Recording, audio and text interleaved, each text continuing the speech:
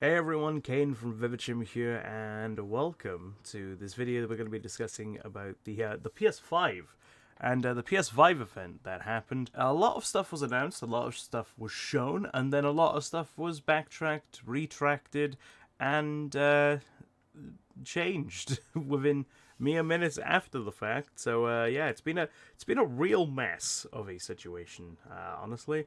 As of right now, as of recording, the digital edition just sold out on Amazon here in the UK. I managed to get a physical version of it, as you can see on that little Amazon there. I managed to get. There we go. You can see it right there. Yeah, I managed to get my hands on one of them. I have no idea how long they were up for before they sold out, but it felt like it was under a minute because I rushed through. Um, and yeah, I rushed through after kind of refreshing constantly, and I managed to get my hands on one. But yeah, let's start off by talking about the prices. So I'm going to be talking about the UK prices. You can see the other ones on screen, but yeah, £450 was the price announced. That's kind of the major point of this, and it's a really good price. It's cheaper than a lot of people were expecting. I believe they did it so they could match the Xbox, and the digital edition is £100 less, which I think is excellent. But I've heard some speculation that they did it so they could make some more money from people not realizing that you can no longer buy pre-owned games or game sharing on a digital console. So they're willing to take the net loss from the console itself to make more on the games that you play on it, which is a smart move, honestly. But yeah, we're not scripting this, by the way, just because stuff is changing all of the time. And it's been crazy. First of all, the United States. Now, I'm not going to say I was really annoyed by this, but I was really annoyed by this. We've kind of just been left out here in the UK. We're getting it a week after the US, Japan, Canada, Mexico, Australia, New Zealand, and South Korea. I feel like they may have underestimated the demand here in the UK for consoles because all of them have sold out nearly instantly. I barely got my hands on one. By the time I'd clicked back over to Twitter to check what was going on and make a tweet about the fact that I got one to rub people's faces in it, they were already sold out. So, yeah, I don't know whether they saw the amount of demand we had here, but for us to get it a week after, I don't think a lot of people are going to be too happy about that, especially when you have your main competitor in the Xbox making some good waves for cheap. So that was a real shitty thing for them to announce, but you know, at the same time, probably can't help it. I imagine COVID and the impact COVID had on the production had a lot to do with it, among some other things. So yeah, you know, that's just kind of the way it is. It's a damn shame that we won't be able to get it, especially because it comes out the same day as Cyberpunk, meaning that even when I get my console, I'm probably not going to play it straight away because I'll be too busy playing Cyberpunk. It's a bit of a downer, honestly, on that, but we're going to at least try and get some stuff done with it as soon as we can. By sorry, my daddy Keanu has to take the priority there. But as for games, because I know that's what a lot of people actually care about when it comes to the PlayStations, we got a few of them. We got an announcement for Devil May Cry 5 getting a special edition. So that's kind of like a re-release with most of the DLC involved, I believe. I think they mentioned that some of it wasn't. I'm not entirely sure. But yeah, Devil May Cry 5 Special Edition. In fact, can we just open that up there? Yeah, so this had a pretty neat trailer. I don't know anything about Devil May Cry. I've never played one. It's kind of like that game that it was big before I was at the edgy age. And then by the time I got to the perfect Devil May Cry age, it was no longer a thing. And now it's a thing again, now that I've passed that age. So I kind of like, I bobbed and weaved my way past Devil May Cry, it seems. But I've been recommended to try them out. Apparently they're quite good. So who knows, I might get to pick this one up. The trailer looked pretty good. That screenshot isn't very good though. I mean, you got a bit of like, looks a bit like Kylo Ren, but they're just with white hair. But yeah, it was a pretty impressive trailer. And I'm excited to see a bit more about that. Though, hopefully it's a bit more of an engaging game than the next one that we're going to talk about in Final Fantasy XVI. Now, I know a lot of people like Final Fantasy. I'm just going to say I don't. I'm not really a big fan of it. It's never really interested me, the brief times that I've gotten to play it. Only one of them I really liked, and that was the Final Fantasy VII Remake demo. So I'm planning on trying that out at some point.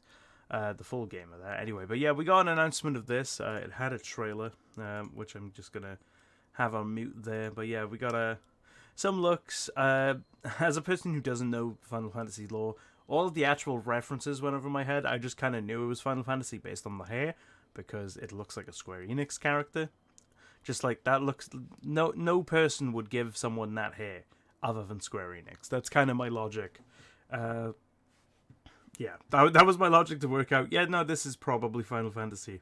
It's pretty cool. I know some people, Eric, my good friend Eric, Nomad Eric on Twitch. Make sure you give him a follow. He was very excited about this. And he actually missed the reveal. And then I thought he knew, and I kind of told him about it, and then he freaked out. But yeah, we got a new Five Nights at Freddy's games. Apparently they're still going after all these years. Five Nights at Freddy's Security Breach. It's very shiny looking. I have no idea what it is. Do you want pizza? What kind of it? You know, is it like a first-person horror game? We didn't get a good look. It didn't say a whole lot.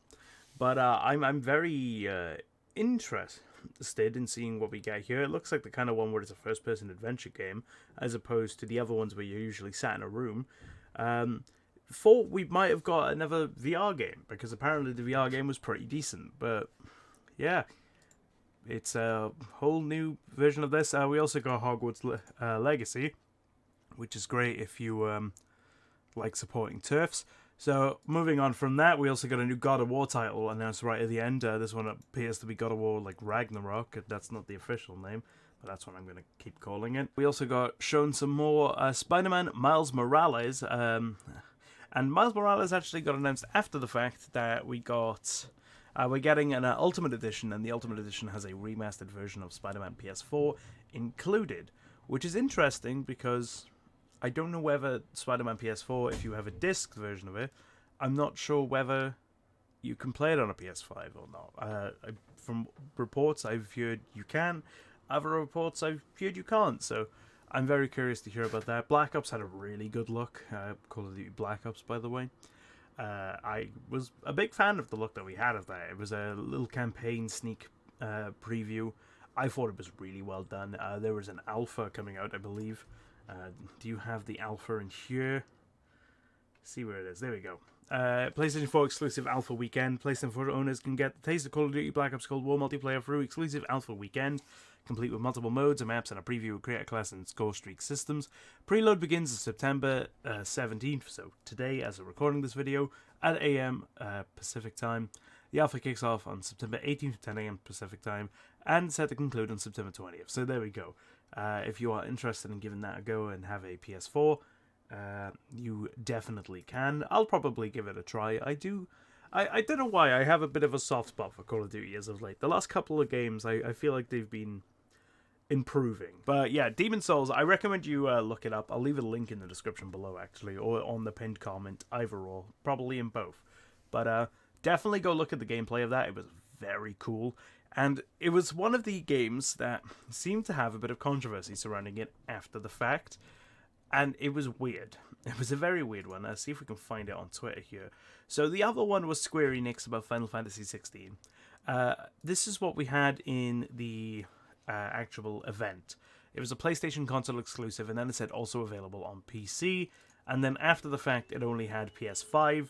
And then Gematsu apparently got in touch with Square Enix, and they said they have no further information. So it's a fascinating situation to be in. I feel like it's kind of like a Death Stranding scenario, where they've announced that the PC port is coming earlier than it should. And they kind of had to backtrack a little bit to try and save themselves a little bit of sales. Demon's Souls was also a situation like this, where they're like, oh, yeah, it was a human error, it was a mistake. So, but that one was slightly different, I will admit, because that one didn't say anything of the sort on the actual event. It only said after the fact, as well as its release date.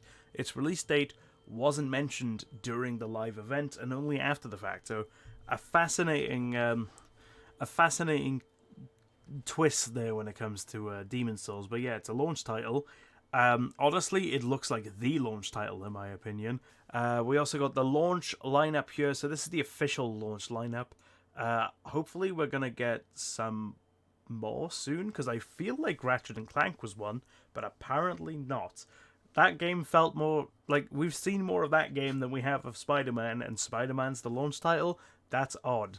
But yeah, Astro's Playroom on every PS5, of course. Demon Souls is a big one. You're looking at some of these prices, you're probably like, wow, those are expensive. The answer is yes. Yes, they are.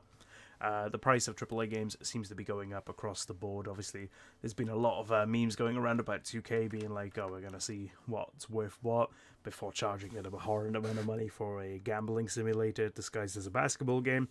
But Destruction All-Stars, I don't know whether that game is going to do well, but who knows, maybe it will because it's a launch title. Spider-Man, obviously, and then Sackboy, A Big Adventure. I'm pretty happy with that, per se. It's a decent launch lineup. I'd say it's definitely stronger than Xbox's. Let's not beat around the bush here. It is stronger than Xbox's. I just feel like Xbox has some more benefits in terms of the general consumer, but their main benefit was Game Pass, and we did see Sony take a little hit at Game Pass. They announced the PlayStation Plus collection. Be nice if I could read. Yeah, so that was pretty cool. We are going to be seeing, yeah, there we go, the PlayStation Plus collection, which is if you have a PS Plus account on your PS5, you can get a library of PS4 games that defined the generation. They go on to mention Fallout 4. I'm not sure if that's entirely true, and I'm a fan of Fallout 4. Check my review of it. But yeah, that's really cool, actually, and it's a really good idea for them to do, honestly. And whilst I'm personally annoyed because a lot of the games I've bought, like I've actually bought since their release just because I want to go back and play them, such as Days Gone and the original Last of Us. I think it's a really fantastic idea, and I hope it really drives some sales to the PlayStation Plus collection and opens Sony's eyes a bit to a subscription-based model to potentially be a bit more consumer-friendly to their audience, potentially even doing something like Game Pass or turning PS Now into something like Game Pass. But yeah, that's a fantastic idea. I think it's going to open my eyes to a lot of games that I otherwise wouldn't buy, despite me having bought quite a few of them. But yeah, brilliant idea. If we get some enhanced versions of games as well, I'm all for it. That's awesome. That's really cool. They went back on their weird stance on generations. They were like, oh, we believe in generations here at Sony. We don't want to be holding back games because an old console exists. And then every Sony fanboy in existence was going like, yeah, that's right, Xbox. We believe in generations here at Sony. And then basically yesterday they went, oh yeah, so we're happy to announce PS4 versions of a lot of our PS5 games. Also, the the PS Plus collection exists. So clearly they don't believe in generations that much when it gets in the way of money. And then all the PlayStation fanboys either turned on them, being like, wow, you just straight up lied about that. Welcome to marketing, by the way. Or they just have gone kind of quiet. So that was pretty amusing. I'm not gonna lie, that was really amusing.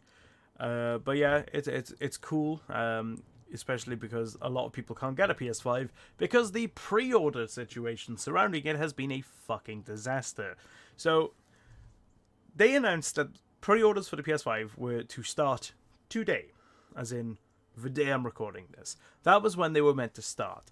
Except issue, that was not the case whatsoever. They started almost immediately after the stream because Sony panicked after the Xbox announced theirs and tried to beat them to the punch. That is genuinely the only reason why.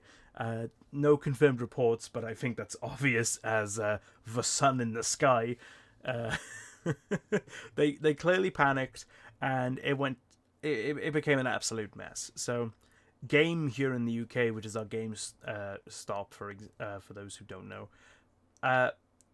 they decided to put them on sale at like midnight, and they were sold out very quickly. And then Smiths did the same, and they were sold out very quickly. Bearing in mind, we were told that we'd be getting them at 10 a.m. today.